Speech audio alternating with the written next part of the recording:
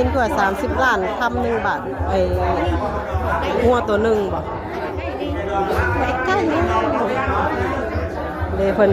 ทางรองเพิ่นสิให้แบบนี้ไปจักทางผู้เบาสิให้30 ล้านคำ1 บาทงัวตัวหนึ่งเดี๋ยวครั้งเพิ่นออกไปเคลียร์กันก่อนละทางเจ้าสาวอยากได้ค่ะ10 ล้านไปจักทางเจ้าสาวไปล่มกันก่อนพี่น้องขอเวลานอกทางรองคนออกทางนอกออกไปคุยกันก่อนเนาะพี่น้องคุยทางในคุยสิยังบ่ทันได้อันนั่นเนาะพี่น้องเนาะยังบ่ทันได้แตกขาดมันข้างนอก50 ล้านอยู่แล้วเนาะถ้าเป็นเคยบ้านอื่นน่ะถ้าเป็นเคยบ้านอื่นเลย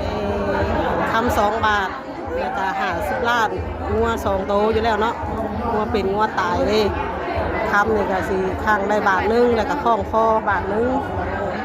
เพราะว่ามันสิแตกต่างกับเคยอยู่ในบ้านเวลานอกลูกขอเวลานอกเดี๋ยวคนไปคุยกันก่อนเนาะพี่น้องเนาะแป๊บนึงคุยกันทางนอก